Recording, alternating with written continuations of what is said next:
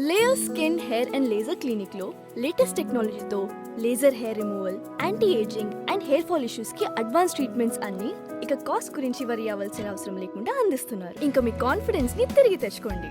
Get your free consultation now. Shri మహాగణాధిపతయే నమ. శ్రీమాత్రే నమ.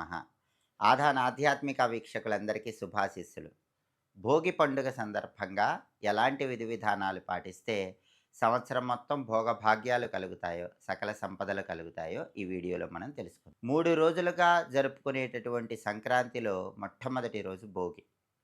భోగి రోజు తెల్లవారుజామునే తల్లులందరూ కూడా మీ ఇంట్లో పిల్లల శిరస్సు మీద నువ్వుల నూనె రాస్తూ 7 చిరంజీవుల పేర్లు చెప్పుకోవాలి. అశ్వత్థామ బలిర్వ్యాసో హనుమాంశ విభీషణ కృప పరశురామశ్చ సప్తైతే చిరంజీవిన అంటూ 7 చిరంజీవుల పేర్లు చెప్తూ మీ పిల్లల బ్రహ్మరంధ్రం మీద నువ్వుల నూనె రాయాలి. ఆ తర్వాత మీరు కూడా నువ్వుల నూనె బ్రహ్మరంధ్రం మీద రాసుకొని అందరూ ఖచ్చితంగా తలంటు స్నానం చేయాలి. భోగి రోజు తెల్లవారుజామున తలంటు స్నానం చేస్తే భోగి పీడ, భోగి చీడ అనేది తొలగిపోతుంది.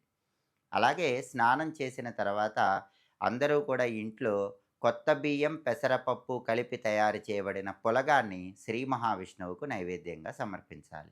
అలా సమర్పిస్తే సంవత్సరం మొత్తం విష్ణుమూర్తి సంపూర్ణమైన అనుగ్రహం కలుగుతుంది.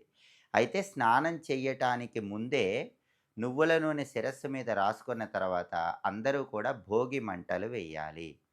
భోగి సందర్భంగా భోగి మంటలు వేసేటప్పుడు కొన్ని పరిహారాలు చేసుకుంటే సంవత్సరం మొత్తం భోగభాగ్యాలు కలుగుతాయి.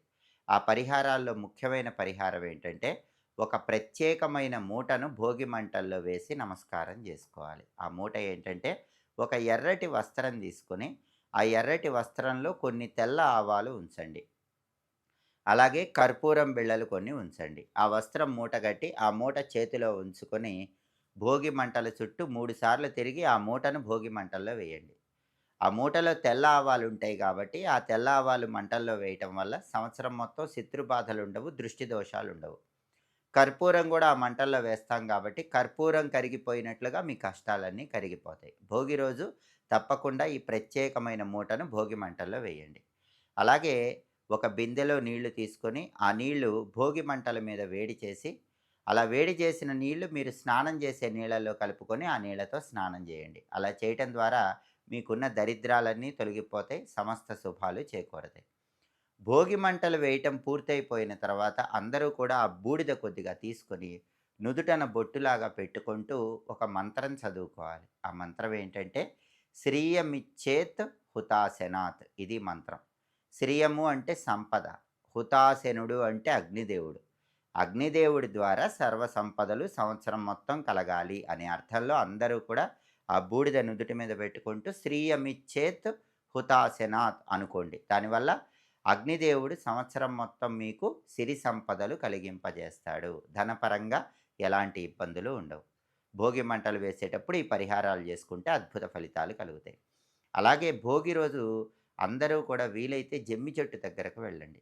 జమ్మి చెట్టు దగ్గర నమస్కారం చేసుకొని జమ్మి చెట్టు మొదట్లో పసుపు కుంకుమ వేసి జమ్మి చెట్టుకు 3 ప్రదక్షిణలు చేసి జమ్మి ఆకులు కోసుకొని ఇంటికి తెచ్చుకోండి. అలా భోగి రోజు కోసుకున్న జమ్మి ఆకులు సంక్రాంతి రోజు మీరు పూజ చేసుకునేటప్పుడు పూజలో ఉంచి పూజ పూర్తయిపోయాక ధనం దాచుకునే బీరువాలో దాచిపెట్టుకోండి. అలా చేస్తే అపరాజితాదేవి అమ్మవారి అనుగ్రహం సంవత్సరం మొత్తం ఉంటుంది. ఆ జమ్మి ఆకుల ప్రభావం వల్ల ధనం నిలబడుతుంది, ఖర్చులు తగ్గిపోతాయి, శత్రు బాధలు ఉండవు, ఆదాయ మార్గాలు పెరుగుతాయి. అలాగే భోగి రోజు అందరూ సాయంకాలం పూట పిల్లలకు భోగి పళ్ళు పోస్తారు. భోగి పళ్ళు పోసేటప్పుడు అందరూ కూడా ఓం సారంగాయ నమః అనే మంత్రాన్ని తప్పకుండా చదువుకోండి. ఇది సూర్యుడికి సంబంధించిన మంత్రం. మీ పిల్లలకు భోగి పళ్ళు పోసేటప్పుడు ఈ మంత్రం చదువుకుంటూ ఓం సారంగాయ నమః అంటూ పిల్లలకి భోగి పళ్ళు పోస్తే వాళ్ళకి ఎలాంటి దృష్టి దోషాలు లేకుండా సంవత్సరం మొత్తం పిల్లలకి ఆయురారోగ్య అష్టైశ్వర్యాలు కలుగుతాయి. అలాగే ఈ సంవత్సరం భోగి రోజే షట్ తిల ఏకాదశి కూడా వచ్చింది. అంటే నువ్వులను 6 రకాలుగా ఉపయోగించే ఏకాదశి. నువ్వుల పిండి శరీరానికి రాసుకొని స్నానం చేయటం, మీరు స్నానం చేసే నీళ్ళల్లో నువ్వులు కలుపుకొని నువ్వులు కలిపిన నీళ్ళతో స్నానం చేయటం, ఆ తర్వాత స్నానం పూర్తయ్యాక గ్లాసులో నీళ్లు తీసుకొని ఆ నీళ్ళల్లో నువ్వులు కలిపిన నీళ్లు తాగటం, నువ్వులను ఆహారంలో చేర్చుకోవటం, అంటే నువ్వులతో చేసిన పదార్థాలు తినటం, నువ్వులు దానం ఇవ్వటం, నువ్వులతో ఈశ్వరుణ్ణి పూజించి, ఆ పూజ చేసిన నువ్వులు ఆవుకు తినిపించటం. ఇలా 6 రకాలుగా నువ్వులను ఉపయోగించే ఏకాదశి గాబట్టి దీన్ని షట్తిల ఏకాదశి అంటారు. ఈ 2026 సంవత్సరంలో భోగి రోజే షట్తిల ఏకాదశి వచ్చింది. కాబట్టి నువ్వులని ఇలా 6 రకాలుగా వినియోగిస్తే జన్మజన్మల పాపాలు, దరిద్రాలు అన్నీ పోగొట్టుకొని సమస్త శుభాలను పొందవచ్చు. భోగి, షట్టిల ఏకాదశి సందర్భంగా ఈ విధులు పాటించి భోగభాగ్యాలను పొందండి. భోగి పీడలు, భోగి చీడలు తొలగింపజేసుకోండి. సర్వే జనాః సుఖినో భవంతు. స్వస్తి.